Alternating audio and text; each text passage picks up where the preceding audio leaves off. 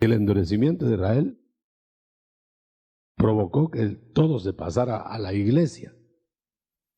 O si va a haber en el futuro eterno iglesia e Israel de Dios. Fíjense los detalles. Entonces el misterio del endurecimiento de Israel durante la presente edad lo podemos ver a la luz de, no vamos a buscar las citas, Romanos 11, está entre los misterios, Romanos 11, 25,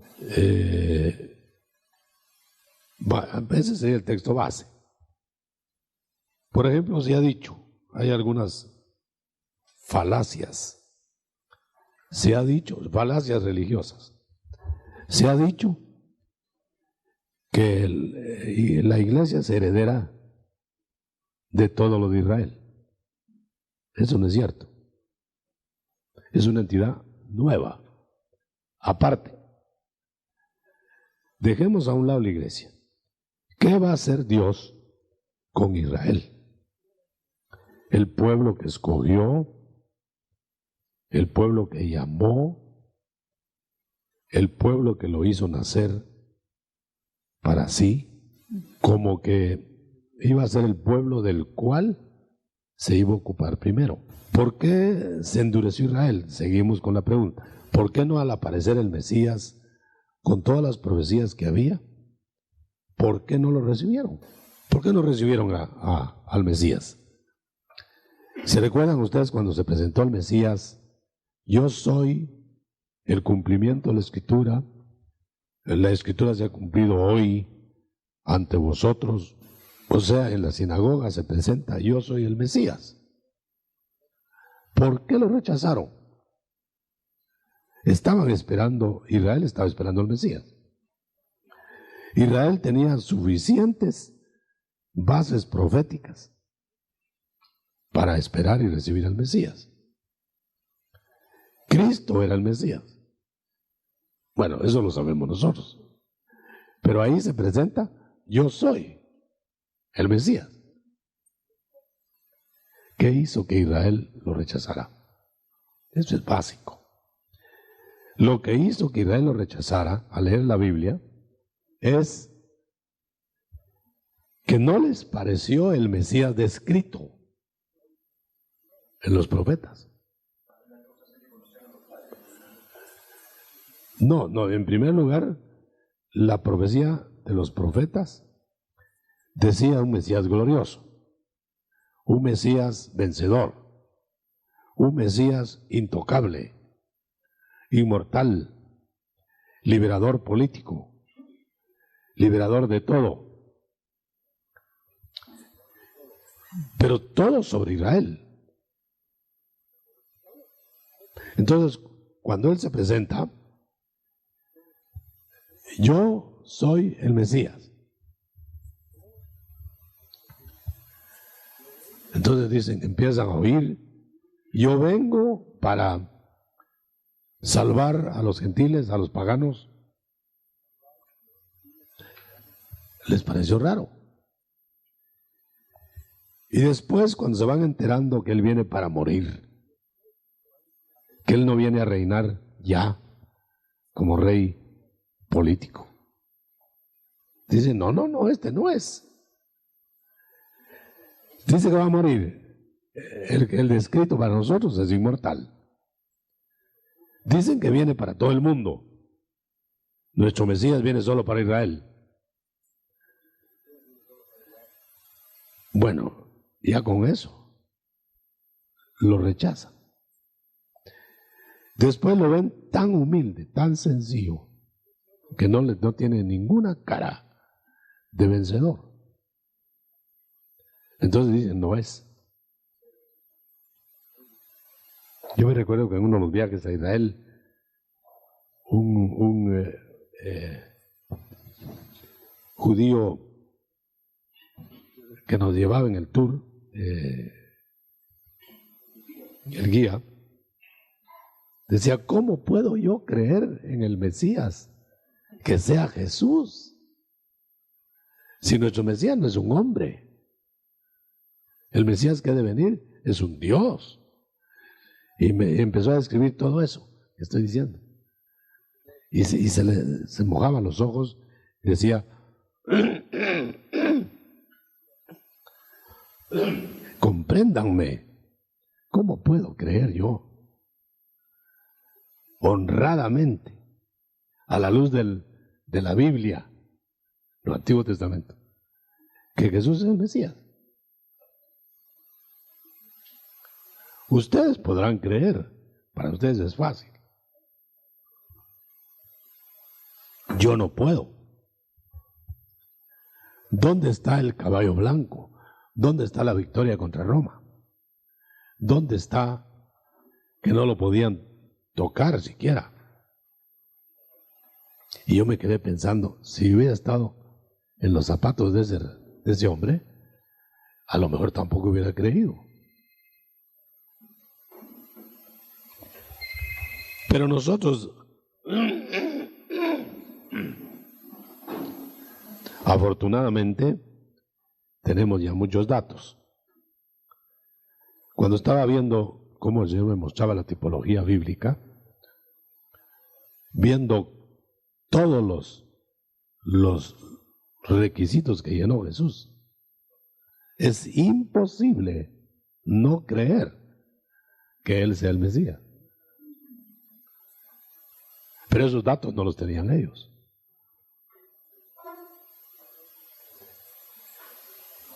Entonces, ¿cómo hacemos para conjugar este misterio?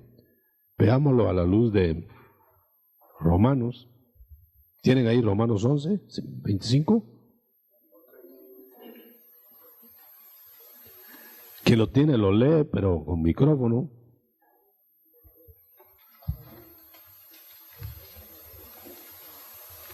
Romanos 11, 25.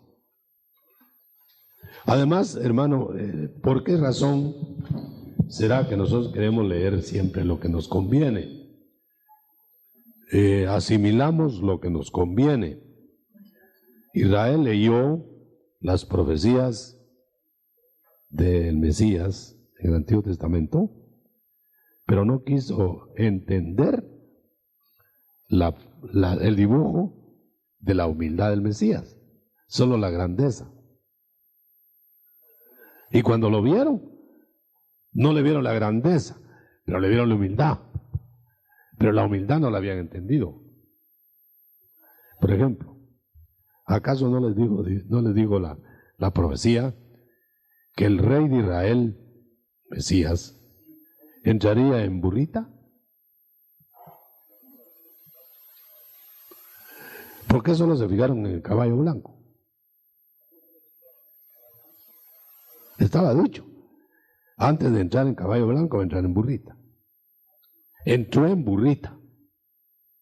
Lo vieron entrar en burrita. Pero eso se les borró. Ellos no querían un Mesías humilde. Ellos querían un Mesías que los liberara de la férula romana. Ustedes noten ahora, hermanos, que es la tendencia actual. Quieren un Mesías que los venga a liberar, un Cristo que los libere, no espiritualmente, de los hombres, políticamente, de las humillaciones humanas. Quieren prosperidad ya, quieren reino ya, quieren grandeza ya, caballo blanco. ¿Qué burrita ni qué burrita?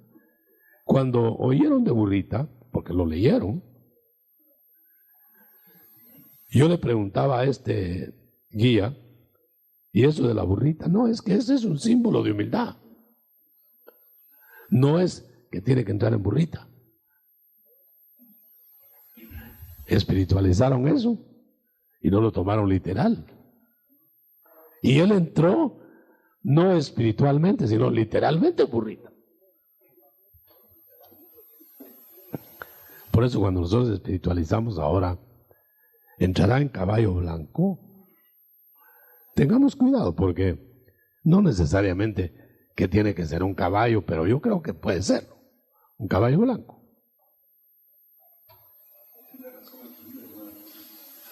Bueno, si nosotros decimos, no va a ser en caballo blanco, va a ser en un Cadillac, en un Garrazo. ¿Por qué no lo tomamos literal? Si la otra premisa fue literal. Alguien le dijo, no, pero entonces tendrían que haber caballerizas en el cielo y limpieza de las caballerizas. Entonces le digo a ese hombre, bueno, le digo, si no es literal, entonces es espiritual el caballo. Es una imagen espiritual el caballo, en que va a venir Cristo. Sí, pero Cristo va a venir también en imagen o literal. Bueno, literal, va a venir Él en persona, pero montado en un caballo imaginario. Miren qué difícil es conglutinar las figuras, las imágenes, el momento. Por eso no juzguemos a priori. ¿Vendrá en una burrita? No es que vendrá en una burrita, es imaginario. Bueno, y cuando entró la burrita, no, ese no es. Y ese era. Yo diría, ¿por qué se van a perder la segunda venida de Cristo los que no creen? Porque lo creen imaginario. ¿Por qué se perdieron la primera venida del Mesías los fariseos? Porque lo creyeron líder político y viene líder espiritual. No cuajaron la imagen. Bueno, ese peligro existe hoy. Mire cómo esperan a Cristo muchos, como líder político. ¿No es cierto? Como líder sindical, tampoco. Como guerrillero, tampoco. Como un prepotente, tampoco. Aúna la humildad con el reinado. Porque es un reino nuevo, en que los reyes o el rey va a ser humilde, y no arrogante como los de la tierra. Vamos a ver qué más. Capítulo 11, 25, Romanos. Porque no quiero, hermanos, que ignoréis este misterio, para que no seáis acerca de vosotros mismos arrogantes, que el endurecimiento en parte ha acontecido en Israel, hasta que haya entrado la plenitud de los gentiles. Hasta ahí. Noten el misterio del endurecimiento de Israel. Ya dijimos las razones a la vista: incredulidad, mala aplicación de la profecía. ¿Qué más? No sé, pero ya está la base. Ahora, ¿por qué el Señor ciega parcialmente? Porque, en primer lugar, van a haber judíos que lo van a recibir en aquel tiempo. Los 12, los 70, etcétera, que después pasaron a formar parte de la iglesia. Ese es un remanente de Israel que se salva no por Israel, sino porque creyeron. Entonces los une a los otros que, creyendo sin ser de Israel, también son parte del pueblo de Dios. Es el que se llama remanente de gracia.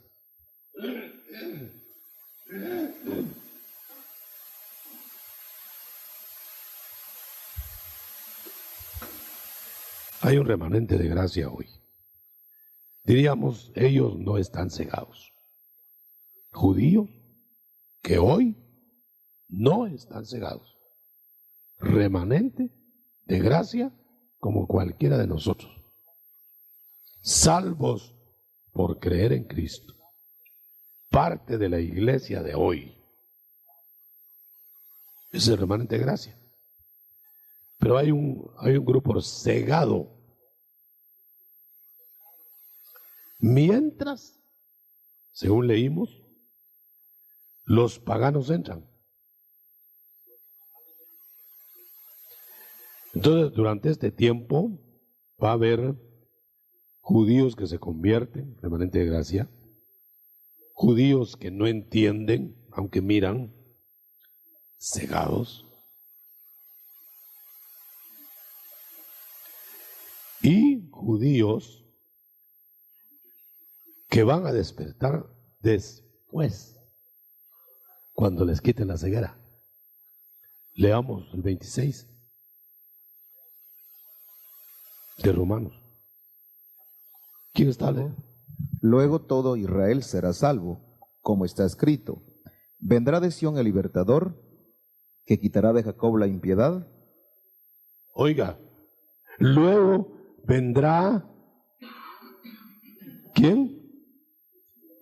De Sión, el libertador, que apartará de Jacob, aleluya, la impiedad. Note, ahí no se está refiriendo a los salvos de la iglesia. Ahí no se está refiriendo a los salvos por gracia, judíos salvos por gracia, hoy. Se está refiriendo a un grupo que fue cegado mientras entraban los paganos. Ahí para ahí voy. Y después les abriría los ojos para que creyeran. Ese es el remanente del Israel de Dios, que no fueron cegados definitivamente, sino mientras entraban los paganos gentiles. Una vez que los paganos gentiles entraran, ellos serían llevados a un encuentro visible con el Mesías. Veamos primero el ejemplo de Pablo. Pablo era un judío de pura cepa, instruido en el judaísmo. Yo quiero que noten estos detallitos meticulosos. Jesús no es el Mesías. Palabra de Saulo. Y lo voy a matar a sus seguidores, impostores, engañadores. Ni quiso siquiera ir a conocer a Jesús. Ese es el Israel que se sorprende ante el Jesús humano, que no concuerda con las enseñanzas farisaicas.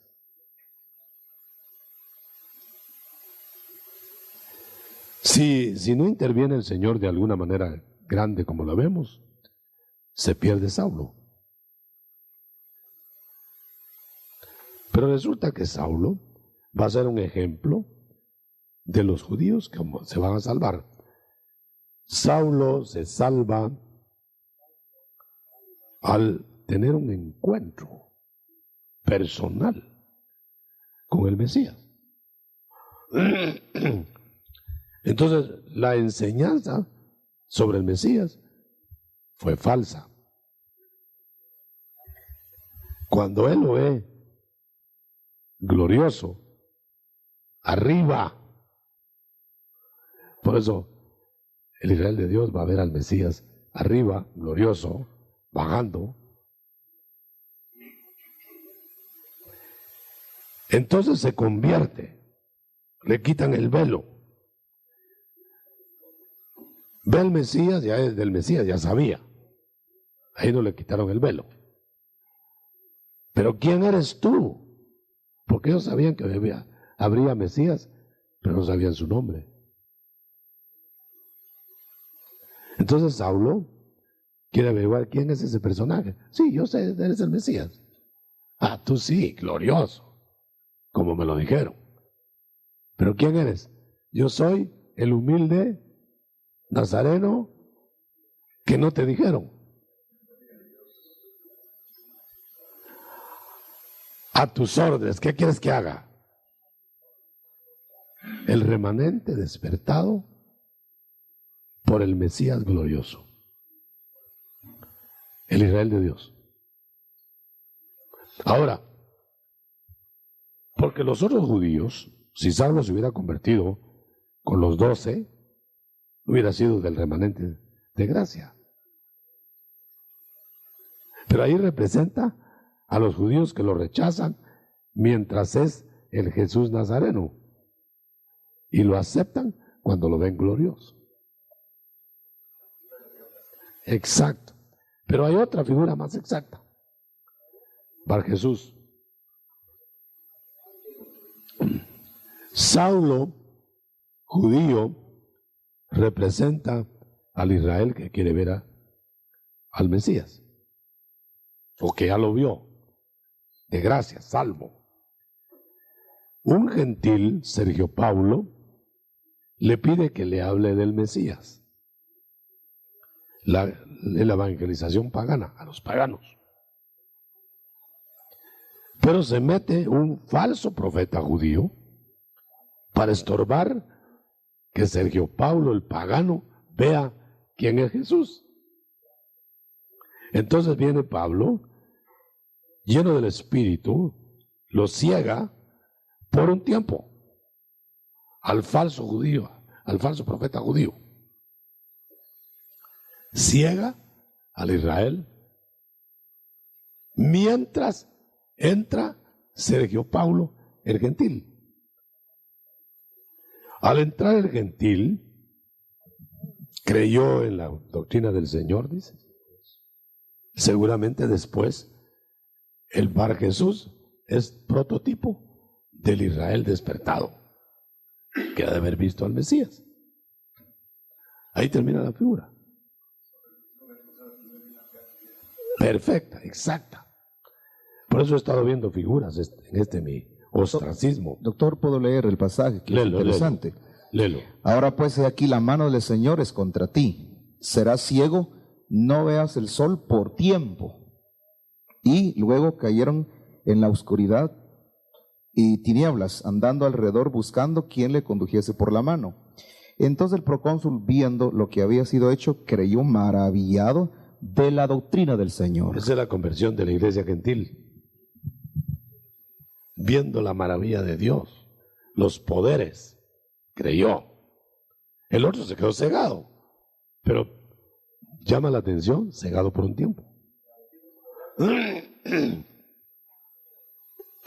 Bueno, es poder o dimana el poder, pero ahí no solo fue doctrina, más bien no fue doctrina, fue poder. Quedar cegado. Por eso llama la atención que dice, creyó en la doctrina, si lo único que vio fue que cegaron al otro. A menos que se haya explicado la doctrina enseguida, ¿no? O antes. Pero se aunan. Miren, hermanos, definitivamente la doctrina del Evangelio es palabra y poder en acción. Que Dios lo emplee según su conveniencia es otra cosa. Que nosotros querramos emplear el poder según nuestra conveniencia es otra. Y de ahí vienen los shows y los desbarres. Pero no puede haber evangelio sin sobrenaturalidad a la par de la palabra. Bueno, yo espero que no haya aquí uno solo que no tenga esa experiencia. Si hay aquí alguien que me diga que solo por la palabra así cuadrada creyó, no, porque esa palabra llevaba espíritu y le hizo alguna sobrenaturalidad para que creyera. Entonces ya va endosado el poder del Espíritu. Ahora, ¿cómo vamos a usar bajo la dirección del Espíritu ese poder? Es otra cosa. Podemos, ante la ausencia de poder, inventarlo, hacerlo, fabricarlo. Usted sabe, un Jim Jones fabricó poderes. Llevaba hígados de pollo en la mano y oraba y les arrancaba el tumor, el hígado de pollo que va en la mano de los. Ahí estaba fabricando señales, pero miles los creyeron.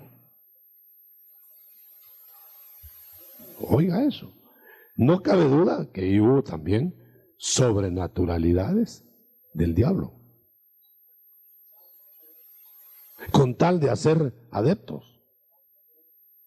Hermano, no podemos, si Cristo lo hubiera podido hacer, fabricar milagros o hacer milagros solo para llenar de prosélitos la barca. Un ejemplo. No, ustedes han leído lo discreto del ministerio de Cristo, con poderes. Se sube en la barca Pedro, predica, hace milagros y se va la gente. Bueno, hubiera podido no pedirle la barca Pedro y subirse sobre una cresta del mar y predicar desde ahí. ¿Cuántos se hubieran convertido?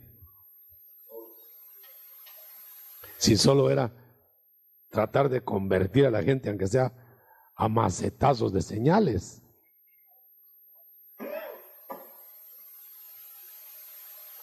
Entonces, ¿cuál será el objeto de las señales?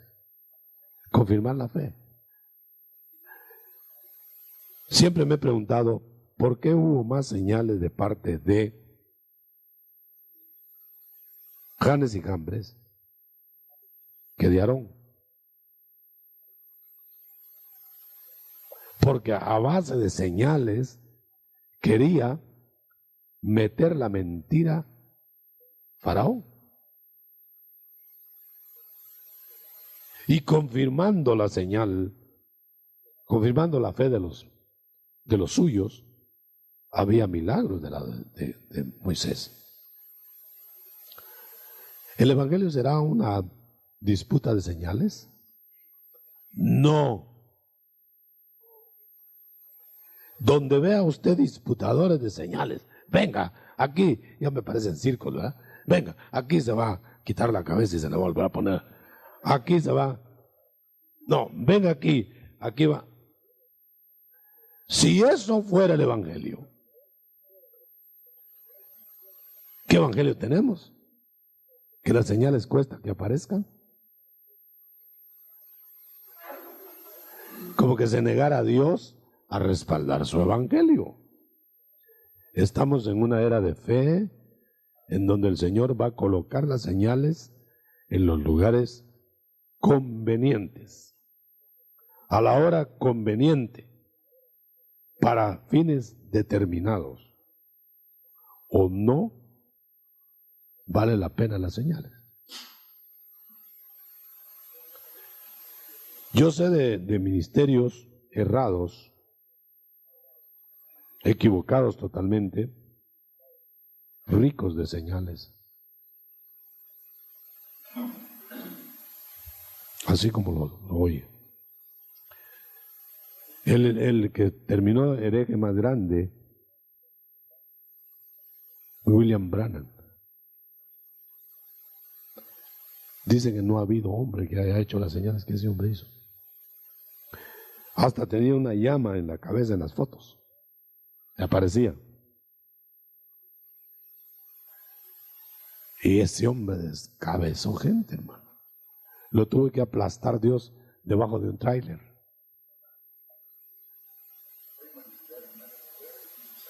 No, de ninguna manera. Se puede manipular. A ese sí le pasaron el tráiler. Se pueden manipular los poderes cósmicos de la mente Al Espíritu Santo jamás. Yo creo que el Espíritu Santo se retrae y entonces entran otros poderes. Usted sabe, hermano, que los carismas de la mente son avasalladores. Se pueden manejar multitudes solo con el poder de la mente, entre el diablo y los mentalistas juntos. Hacen maravillas. Hitler y muchos más. Bueno, ¿no hemos desatado el misterio del endurecimiento de Israel o ya? Ya casi. Ya casi, porque ya casi está terminando el tiempo. Entonces, volviendo Romanos 11, luego que todo Israel, luego todo Israel será salvo, yo estoy parafraseando, después que toda la gentilidad sea salva. Interpretemos estos dos todos. Según lo que acabo de decir, se iría a salvar todo el Israel, no importa quién fuera. No, todo el Israel que crea se salvará. Y ese es todo el Israel de Dios. El que se perdió eran pegados, agregados, que no eran de Dios, los eliminó. Después que todos los gentiles se salven, ¿se irá a salvar todo el mundo? No. Después de que todo lo salvable sea salvo, entonces va a haber un momento, hermano, en que el último gentil va a entrar a la salvación y se cierra y se vuelca a rescatar al Israel cegado. Es lo que dice ahí. Y lo libera. La última vez los que estuvieron, no sé si aquí o allá en la iglesia, dijimos que no hay dos venidas de Cristo segunda. Eso interpretémoslo bien. Cristo viene la primera vez y nace una vez. Vendré otras veces, no dice, vendré otra vez, hablando de su persona, porque él se mantiene aquí, el espíritu. Pero la persona física, vendré otra vez, no otras veces. Interpretémoslo. ¿Cuándo vino? La primera vez ya, y se fue. ¿Cuándo va a venir la segunda? Si Primera Tesalonicenses 4:13 en adelante dice bien, vendrá a quedarse con nosotros para siempre. ¿En persona o no?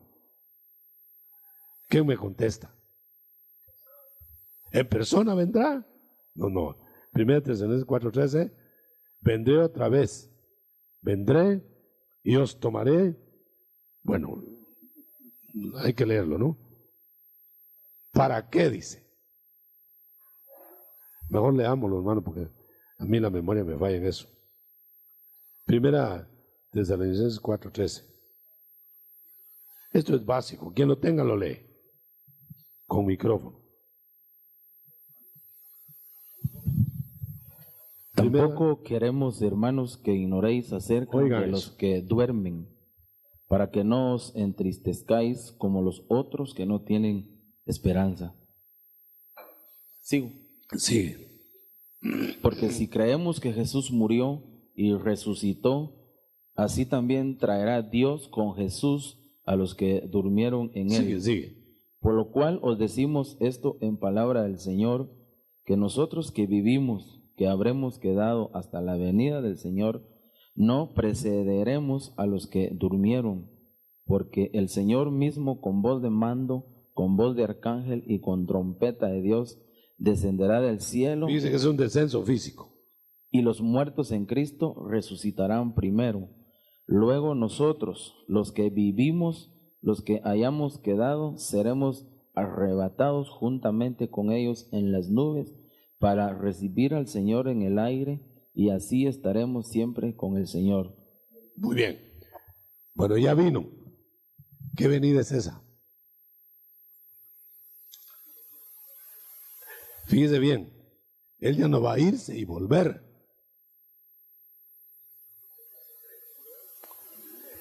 Lo vemos en la figura de Pablo, de Moisés. ¿Cuántas veces entró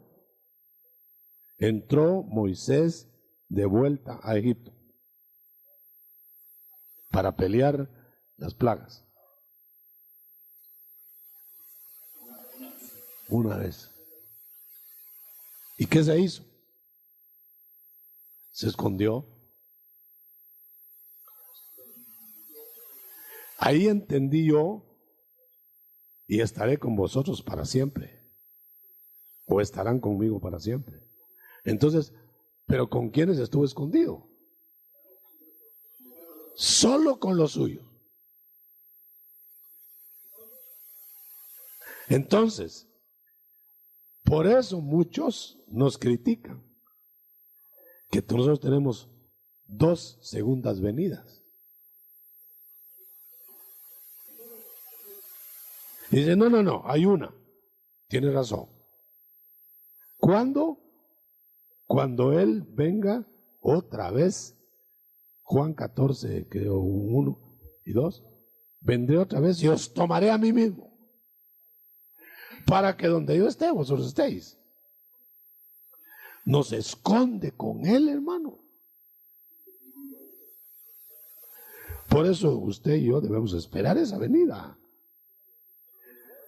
en donde nos transforman de tal manera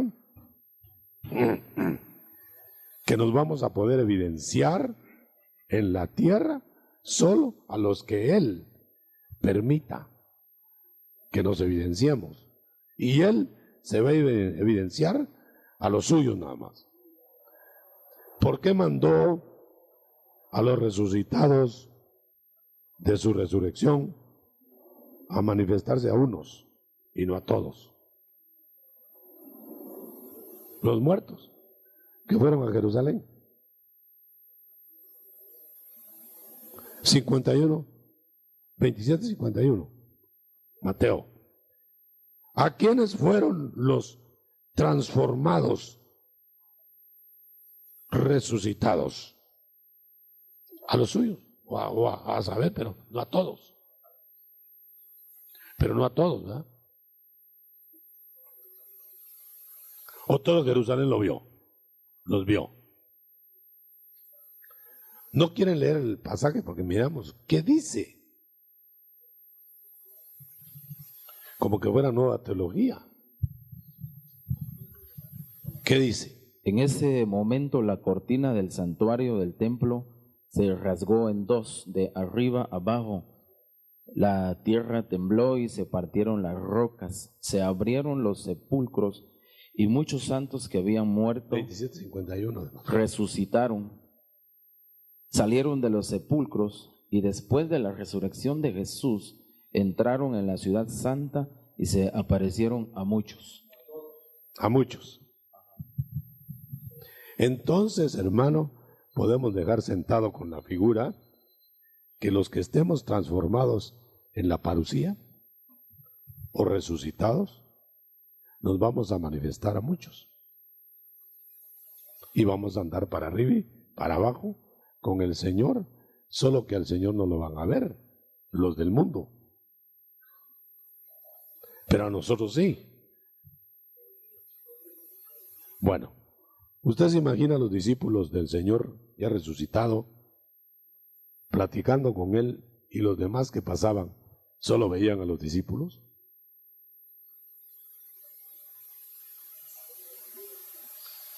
Bueno, individualicémoslo. Pedro, supóngase que hubiera pasado alguien por ahí. ¿Qué pasó? ¿Y con quién está hablando Pedro? Está loco Pedro. Ahí está hablando. Con razón les decían que se habían enloquecido por la muerte de Jesús. Y yo Pedro llorando, platicando, y el otro ahí. Multiplíquelo por mucho. Solo los que lo vieron aseguraron, vive. Los demás es difunto.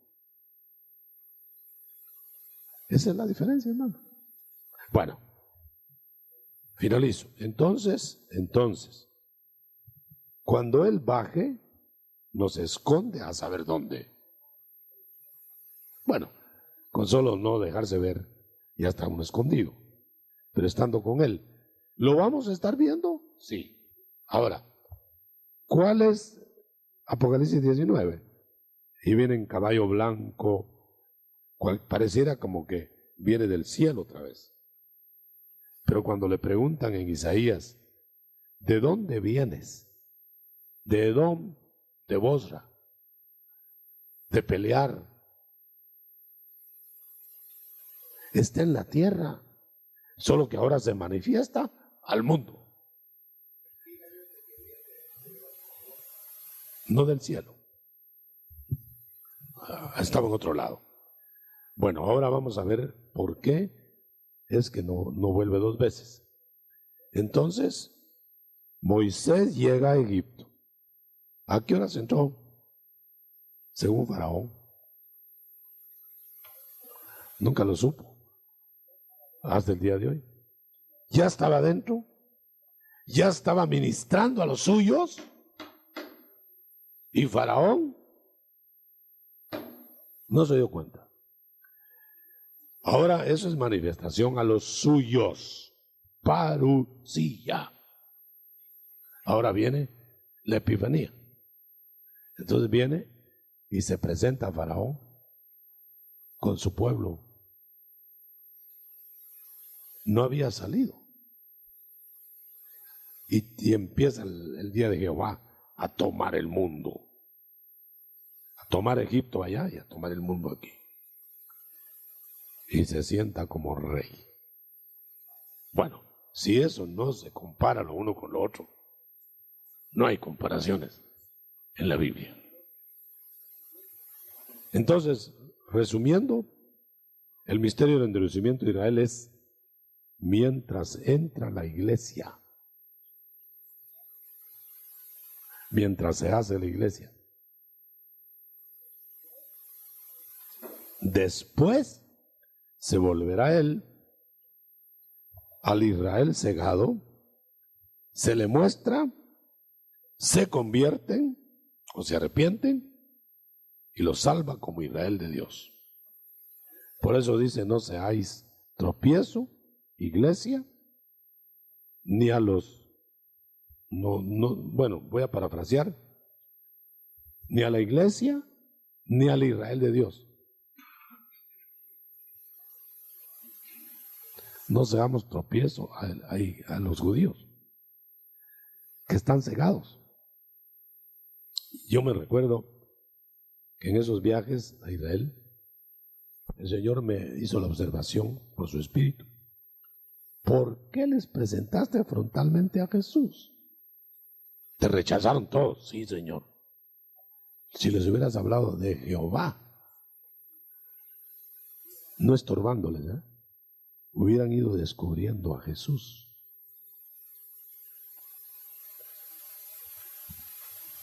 Si usted le dice a un judío ahora que Jesús es Dios, a mí me dijo el guía, por eso yo prefiero, tengo una hija, me dijo, prefiero dársela a este musulmán que va a ir de chofer que a un cristiano. Porque un cristiano tiene varios dioses, y como nos ponen en el mismo renglón a todos los cristianos, ya tienen a Dios, dice. Ahora ya Jesús es Dios, ya tienen a María, que es la diosa. Y dije yo, pues sí que tienes razón, pero nosotros no somos de eso. ¿Cómo son los mismos? Me dejó callado. Bueno, que Dios les bendiga. Las preguntas. Ceguera de Israel es el título del cassette. Bueno, hermano Otto, Sí, hermano. Romanos 11:25 podría ser una base para decir que 11:25. sí, que no va a haber salvación para los gentiles en el tiempo de la gran tribulación, puesto que es un trato para Israel.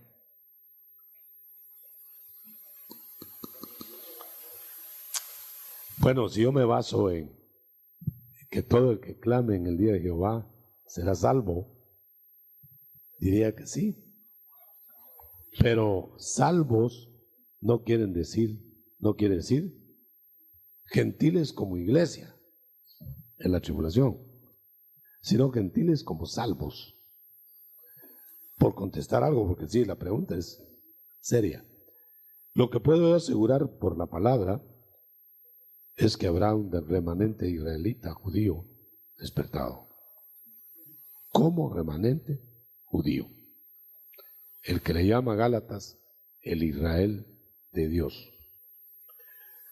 Si alguien tiene la cita de Gálatas, leemos ahí que dice, los que siguen esta regla, la iglesia, anduvieron Paz sobre ellos, misericordia sobre el Israel de Dios. y sobre el Israel de Dios, dice la última, 6:16 de la Gálatas. última versión. Paz sobre ellos y sobre el Israel de Dios. 2.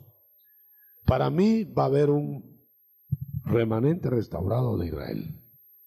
¿Cómo Israel? Allá. Gentiles no te puedo responder. Si les oirán ahí al clamar. Van a haber gentiles. Quizás sean los rezagados que no aplicaron como esposa. Hermano Otto, Dios le bendiga. Así. Una pregunta, hermano. Si pensamos en que el Señor va a venir una sola vez, entonces, y viene a manifestárselo a los vencedores en su parucía, ¿cómo podemos entonces conceptualizar el rapto? Si se queda. No.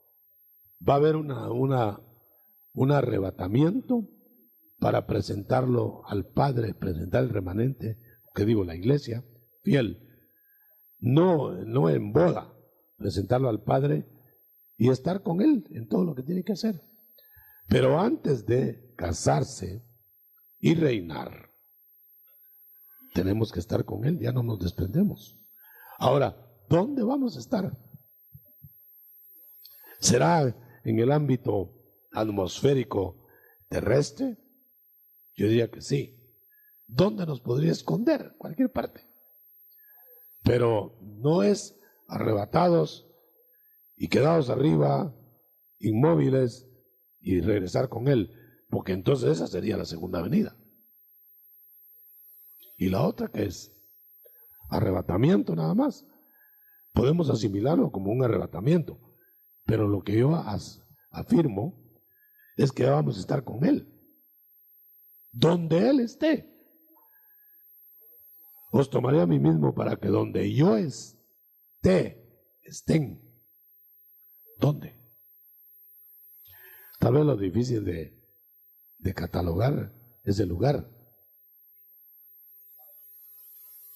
Yo no me aparto de que para mí son como dos venidas, pero es más fácil asimilarlo como una venida en dos fases. Si hay alguna idea mejor, la oímos. Hermano Otto, ¿Por dónde? sí, una pregunta más. Cuando dice Efesios capítulo 2 que Él botó el muro de separación entre judíos y gentiles, ¿cómo podemos entonces conceptuar la idea de un retorno del Señor a tratar con Israel? Botó el muro ahora. Ahora no hay dos pueblos. Ahora el judío que quiera ser remanente y no iglesia, no existe. Ahora el judío que cree es iglesia, no hay barrera. Pero cuando vuelva a tratar con Jacob, ya es pueblo rescatable, porque los pactos davídicos, los pactos palestinos, son con Israel, no son con la iglesia. A nosotros no nos van a dar Hebrón, ni nos van a dar Edom, ni nos van a dar Palestina. A ellos sí. Y van a reinar en el reino mesiánico. Esas son promesas a Israel. Díganme ustedes, hermano, ¿cómo se cumplirían las eternas promesas para Israel si se traspasaron a la iglesia? Israel las perdería. Ya no habría promesas. Ya ni qué pensar en Jerusalén, en el territorio israelita, las fronteras de Israel. Esas promesas, reino davídico, rey permanente en ese reinado, se van a cumplir con el Israel de Dios. Hermano apóstol, cuando el Señor Jesucristo ascendió a los cielos, la Biblia dice que 2 varones de vestiduras blancas les dijeron a los apóstoles que estáis viendo hacia arriba. Y luego les dicen, ese Jesús que ustedes lo han visto subir de esa forma, así mismo vendrá. Entonces, ¿eso cómo lo tomaríamos como parte de la primera venida? Así como lo habéis visto ir, vendrá. Así vino por nosotros. Y así vino por el mundo. Pero no 2 venidas, repito, sino una venida en 2 manifestaciones. La manifestación privada Epifanía.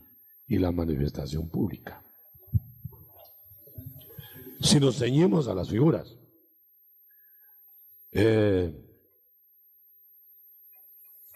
¿cómo podemos poner? Bueno, en lo de Moisés, Moisés fue a Faraón, no inmediatamente, que entró a Egipto. ¿Cuánto tiempo tardaría en Moisés entrar a Egipto con Aarón, manifestarse a su pueblo, convencerlos, avivarlos, ganarlos e ir a Faraón? Y empiezan las plagas. ¿Cuánto tiempo? Pero no se ve que Moisés haya llegado y salido y vuelto. Ahora, la iglesia mayoritaria, aunque no la verdadera cristiana, alega que es una sola venida. ¿Qué dice usted? ¿Será que hay 2 manifestaciones en la segunda venida? Sí.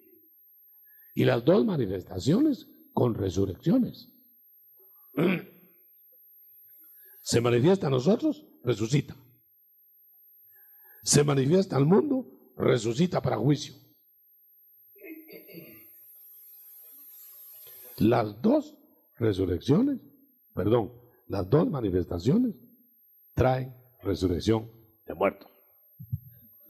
Manoto, para lo mismo yo también, después te lo paso.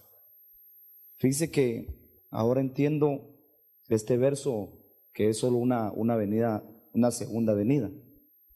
Dice, así que arrepentíos y convertíos para que sean borrados vuestros pecados, para que vengan de la presencia del Señor tiempos de refrigerio, y Él envíe a Jesucristo que os fue antes anunciado, a quien de cierto es necesario que el cielo reciba hasta los tiempos de la restauración de todas las cosas, de que habló Dios por boca de sus santos profetas, a quien ha sido desde tiempos antiguos. ¿Cuál sería la segunda venida?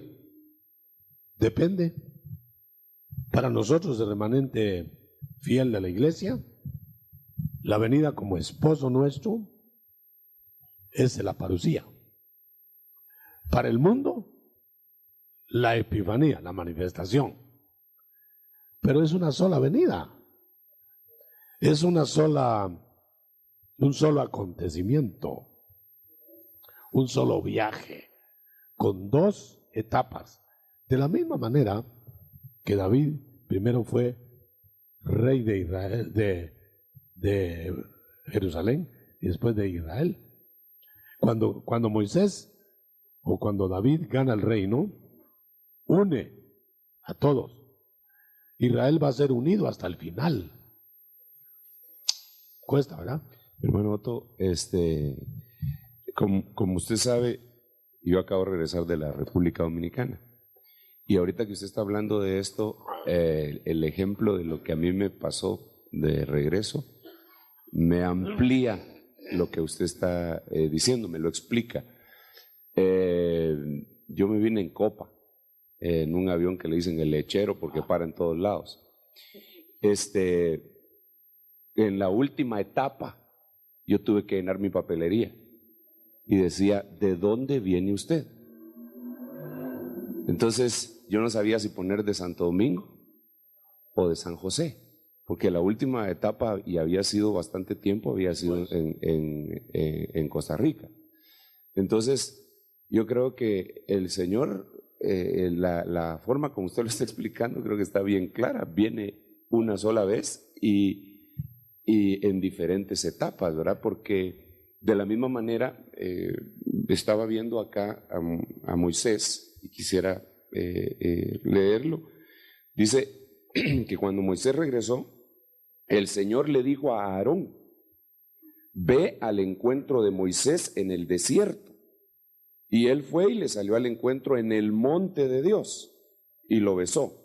Ese sería el primer encuentro, pero no necesariamente que llegó Moisés hasta Egipto, ¿verdad? Sino que él salió a... ese sería sus hermanos. Quiero preguntarle, exacto, el otro dice, y contó Moisés a Aarón, ya se reunió con Aarón, y entonces ya regresaron los dos y reunieron a los ancianos de Israel. Esa sería otra faceta. Y después dice, y Aarón... Por eso se llaman parusías. Parusía y parusías. Oh, eso quiere decir que esta segunda sería las parusías. Parusías. Sí. Y la primera está sería... reuniendo. Por eso el Señor resucitado habló con Pedro, con Tomás, con los 11, con 500. Parusías. Eso quiere decir que desde el principio con Aarón se llamarían parusías. Sí, parusías, porque la parusía es la salida del viaje. Oh, bueno. Y la última, entonces tengo una pregunta acerca de esto. Aquí él se encuentra con 3 grupos de personas. Primero con Aarón, después con los ancianos de Israel y después con todo el pueblo. ¿Las 3 serían parusías o podríamos decir que una es parusía, otra es episinagoge y la última es epifanía? Por esos nombres, pero son fases. Por ejemplo, cuando se junta con Aarón, Aarón tipifica al Espíritu Santo, el profeta, que va con Moisés. Entonces, tanto que los dos hacen señales. Entonces... y son hermanos. Son hermanos, son puros hermanos. No, la figura es tremenda. Si la desmenuzamos, no hay para dónde. Entonces viene, el Espíritu Santo sube para abocarse con el Hijo, el Mesías, se ponen de acuerdo, descienden y tienen el primer convite con los dirigentes.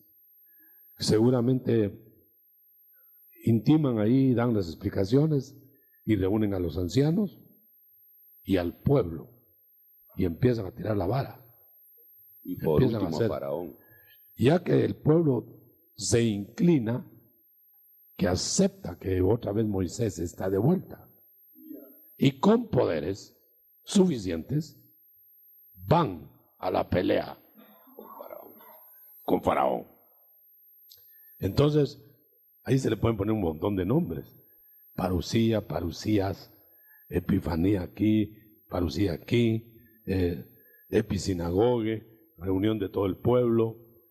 Pero noten, Moisés no se ausenta, no hay noticia que se ausente de Egipto después de haber entrado secretamente.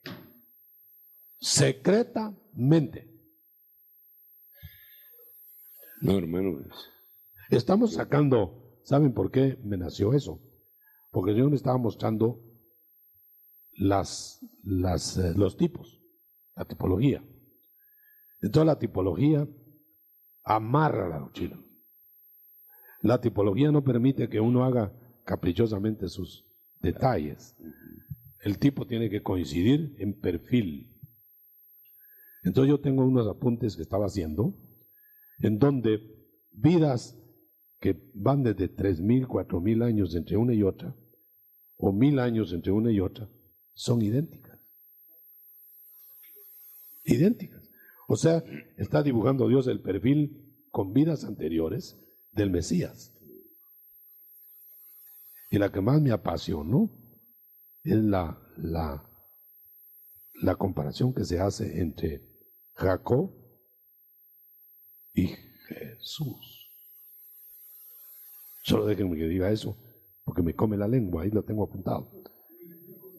Jacob, ambos van al exilio, rechazados por su familia. Ambos, digo, Jacob y Jesús. En el exilio buscan una esposa. En el exilio se hacen pastores, ambos, para conseguir esposa. Pero se la cambian.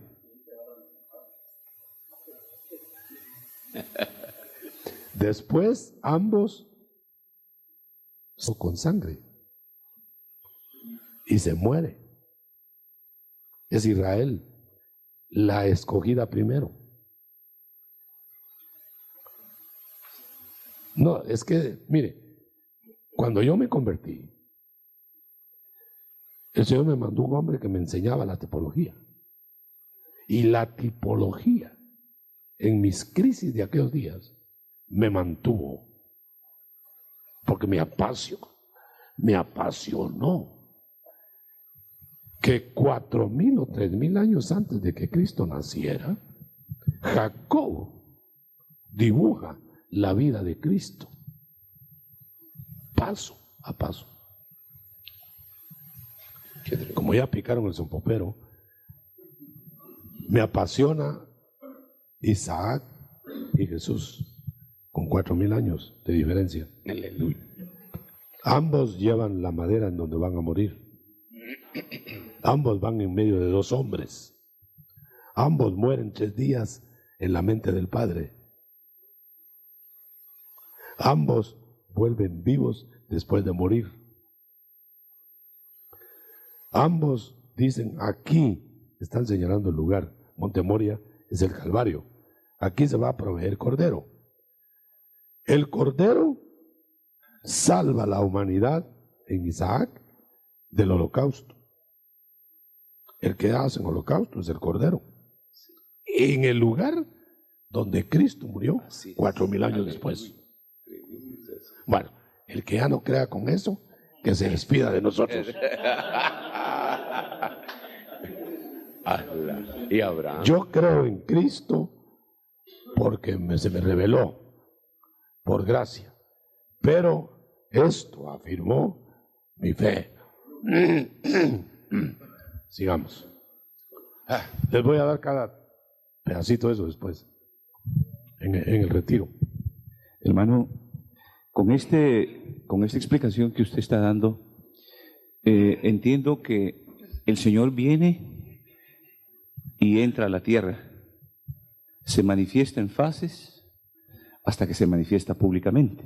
Así es, ¿verdad? Ahora, ¿qué pasa con el rapto? ¿Significará que el rapto entonces es hasta el final? No. Cuando Él aparece a los suyos, los arrebata, porque lo dice Tesalonicenses. Yo no lo puedo cambiar, pues. Los arrebata y es Jacob, no, Isaac, que encuentra afuera de casa a la novia que viene y la lleva a la casa del padre. Pero se va con ella. Entonces, es un tour. Yo nunca, jamás había entendido eso. Es un tour.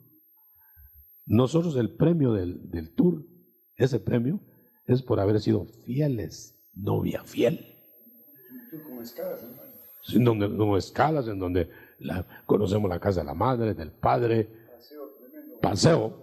Y una vez afirmados, entramos. Acuérdense que a la hora esa, nuestro cuerpo ha sido transformado, los muertos resucitados, ya no hay barrera entre cielo y tierra. Por eso, creo que Marvin preguntaba, si no será que nos vamos a ir y después, es que ya no hay frontera. Podemos estar escondidos allá, aquí, donde sea. Podría ser, mira, podría ser que te escondieran aquí y no te dejaran ver. Estás escondido, pero aquí. Muy alto, más abajo. Viajar a la velocidad del pensamiento, hermano. Miren, hermano, el asunto es que la esfera terrena sería nuestra casa de habitación, pero con salidas, porque ya no hay frontera. Pero lo que yo quisiera asegurar, hermano, es que se entienda bien, que no estoy negando el arrebatamiento. Estoy asegurando que hay una primera venida de Cristo y una segunda venida. Hermano, como estamos viendo que es figura, Con fases. ¿Por dónde está? Estamos viendo que es figura lo de Moisés. No significa que como Moisés fue literal en ese lugar, que se haya quedado específicamente en un lugar, sino que Moisés se movió en todo el territorio de Israel. Cabe todo eso, hermano. Si nosotros averiguáramos dónde estuvo Moisés todo ese tiempo, averiguaríamos dónde estaría Cristo en todo este tiempo. Pero no estaba en el cielo, no estaba fuera de Egipto, en Egipto, en la tierra. Ahora comprendemos, hermano, yo veía por la pregunta que hice anteriormente el encuentro con los suyos y luego de esa forma se va manifestando a los demás. En Apocalipsis 1:7 dice, he aquí viene con las nubes y todo ojo le verá. Está hablando ya de los que están aquí abajo del mundo, ¿verdad? Donde todo ojo le verá, pero... Eso es cuando se manifiesta. Ajá. O sea, es una venida en diferentes etapas de encuentros. Mira, te interrumpo solo para decirte, miremos al anticristo, va a ser lo mismo. Ya está en el mundo, no sabemos a qué hora entró, Sí. cuándo nació, Amén. dónde está. Pero no, se está manifestando a los suyos. Fíjate pues. Pero falta que cuando quiten la restricción del mundo, se manifieste al mundo. Esa manifestación al mundo sería la epifanía del anticristo. El Espíritu Santo está dando la orden, hasta aquí llega, hasta aquí llega. Pero después el Espíritu Santo dice, ya, ahora, entonces se va a manifestar a todos. Ahora, si la parucía falsa es así, la verdadera es así. Más bien, si la verdadera es así, el otro imita. No, esto se pone, y vamos a ver la tipología. ¿Por dónde va el micrófono?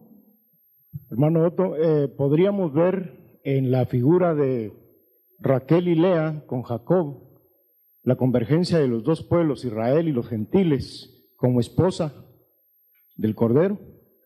Sí, ahí está, que son dos mujeres, Tony, dos mujeres, lleva dos mujeres, pero al final es una, porque la otra se muere.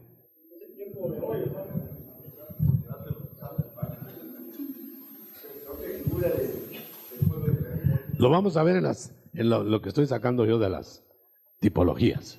Bueno, Otto, Hermano Sergio quería, bueno. ¿no será que la presentación de los vencedores con el Padre no sea en el momento del rapto, sino al final, hermano? Para que, o sea que digamos, los vencedores suben al encuentro del Señor arrebatados con Para las estar nubes, con él. y en las nubes descienden a algún lugar y al final la presentación con Todo paquete cabe ahora allí. por el hecho de que Jacob presentó a su mujer, a Lea, hasta Sí. de último, con, Sí. con su padre. Sí, cabe. Sí, ¿verdad? Ahí cabe un montón de figuras. Ok. Las bodas van a ser al final. Aquí con Sergio para que no se le enfríe el pensamiento. Y después. Hermano Otto, tengo dos preguntas. Como hemos entendido que casi siempre el diablo se adelanta, es decir, Saulo llegó cuando Barjesús ya estaba, Felipe llegó cuando Simón el mago ya estaba, y así sucesivamente. ¿Será que este anticristo se va a manifestar antes que Jesús? Sí, a los suyos, sí. Ya se está manifestando a los suyos. Hola. Y se va a manifestar al mundo antes que Jesús. Wow, entonces nosotros vamos a saber, hermano. Tal vez va a ser una de las señales que el Señor se va a aparecer rápido. Vamos a saber cuando se esté manifestando ese Señor. No seccionemos milimétricamente el tiempo.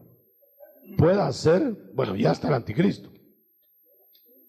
Yo no sé cuánto lo creen. Ya está. Yo lo creo. Ya está en persona.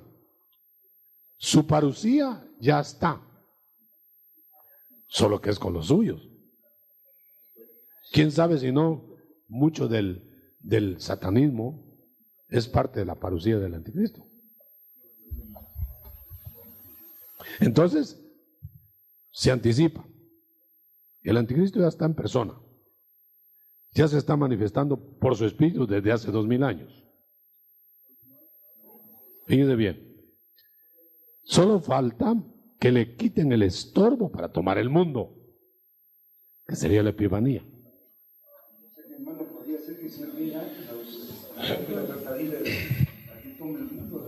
Puede ser. Ahí cabe también ese paquete. Además, como viene a casarse el anticristo con su novia falsa, no pueden estar las dos novias, se tienen que quitar a una. Mire, si hacemos un paralelismo, no queda nada por la imaginación. Está bien dibujado todo en el Antiguo Testamento. Nos va a llevar tiempo la tipología, pero yo nunca he leído libros de tipología. No hay. Yo voy a tener que hacer uno ahí, ¿verdad? Aleluya, gloria a Dios. ¿Cómo está la cosa? Hermano, disculpe. Dice, aquí hay sabiduría. El que tiene entendimiento que calcule el número de la bestia. Mi pregunta entonces, Daniel se puso a calcular los años de sí, no es prohibido, no es prohibido. Tampoco es prohibido equivocarse. Sí, gloria a Dios, hermano, que si fuera prohibido ya. Mire, hermano, le pregunto esto porque, digamos, ahorita, precisamente en este tiempo, han surgido un montón de inquietudes a este respecto. Por ejemplo, hay un señor que es el millonario más joven de la tierra, que es Bill Gates III, que tiene menos de 33 años. A los 28 años ya era millonario y su nombre, es el dueño de Microsoft, y su nombre en el lenguaje de las computadoras suma 666. Y sus programas más grandes, como por ejemplo Windows 95, suma 666 y tiene muchísimo dinero. Ahora, este señor es parte de un sistema, lo estará señalando a él el Señor, o nosotros no tenemos derecho a pensar o a endosarle a ninguno. No tenemos derecho. Van a surgir muchos candidatos. Ya fue Mussolini, ya fue Hitler, ya fue... Bueno. ¿Son parte del sistema? Es parte del sistema, sí. Pero ¿quién es la cabeza? No sabe. Porque está oculto. Es una copia, hermano. Todavía hasta el día de hoy, como no son del Señor todavía los cegados de Israel, para ellos, a saber quién va a ser el Mesías. Nosotros ya lo sabemos, somos de Él, pero nosotros no. Pero no quiere decir que aquellos estén perdidos, los van a despertar. Hermano, antes que suceda eso, puede ser que el anticristo cuando aparezca jale mucho pueblo de Israel, inclusive. Claro. Bueno, va a jalar mucho Israel, porque va a ser poderoso, como ellos querían. Y todo el que piense en el reino con poderes, solo poderes en sí, se ve detrás del anticristo. No, todo el mundo que crea. ¿Alguna otra pregunta? Estamos en tiempo. Se acabó. Una última para que no se quede molesto Marvin. Absolutamente última.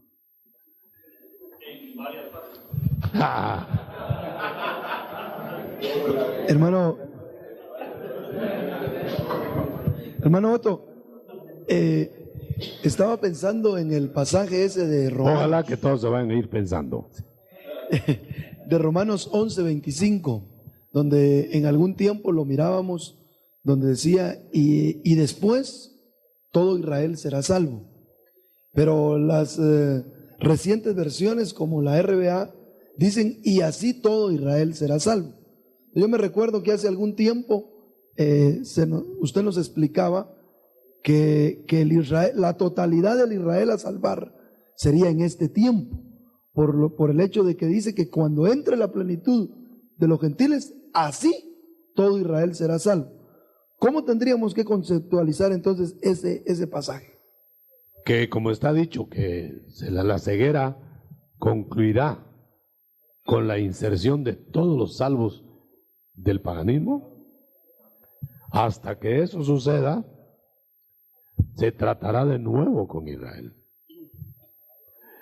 Es que yo creo que en el 11:25 de Romanos está claro. ¿Quieren volverlo a leer? 11:25. Y después dice,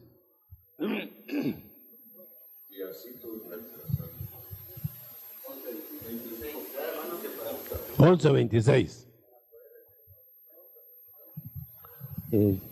Y luego dice, todo Israel será salvo. Y luego todo Israel será salvo. ¿Para qué va a ser salvo Israel si ya está incluido en la iglesia? Si ya está incluido entre todos los salvos. Y luego que entren los gentiles, entra Israel, que ha de ser salvo. Así lo entendemos. O sea, y así será. No. Porque la ceguera, ¿cuándo va a ser quitada a Israel? Ahí.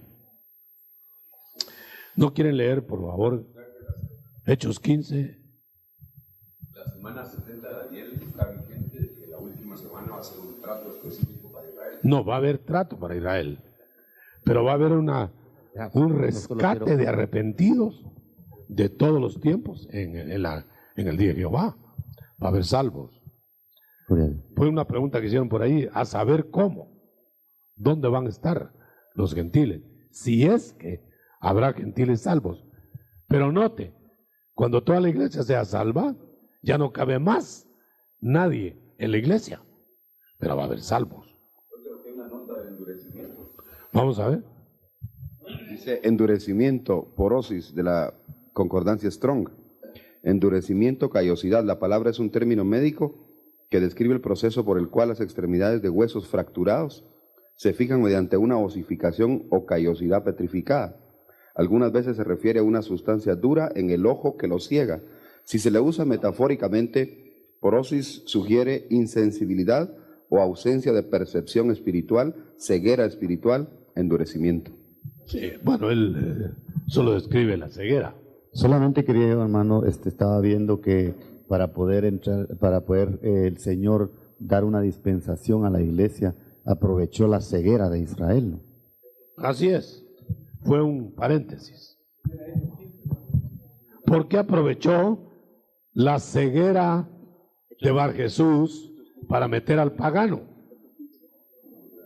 ¿No podía haber abierto los ojos al pagano sin ceguera de Israel? Sí, pero el caso es que está prefigurando lo que iba a pasar. Hay una profecía ahí que dice que descendía el espíritu de estupor. Sí, evidentemente está claro que lo cegó. Hechos 15, donde dice, entonces volveré. Esa. Y con esto concuerdan las palabras de los profetas, según está escrito, Después de esto volveré. ¿Pero qué? ¿Después de qué? Fíjense, después de esto volveré, ¿y qué? Y reedificaré el tabernáculo de David. El reino. Ya caído. De Israel. Va, pero ¿después de qué? Miremos más arriba. ¿Después de qué? Antes de donde dice y después de, y después. 14. Simeón ha referido cómo por primera vez Dios visitó a los gentiles. Ahí está tomando la iglesia.